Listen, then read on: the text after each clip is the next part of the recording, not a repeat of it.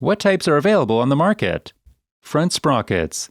The main material for most front sprocket is high-quality steel. This makes it durable and cheap, and because the size is relatively small, the rotation mass is irrelevant. Since most of the time the front sprocket is not visible, the main characteristic of the sprocket is based on performance rather than appearance. Standard. Self-cleaning. Special millings between the teeth give some self-cleaning effect as dirt and oil can't stick to this surface as well. This will provide a longer lifetime for not just the front sprocket, but the whole power line. Rubber cushed. The center of the sprocket is connected to the outer teeth with a flexible rubber cushed connection. This makes the transition smoother. If you liked this video, please don't forget to give it a like. If you would like to see similar content, please subscribe to the channel and turn on all notifications.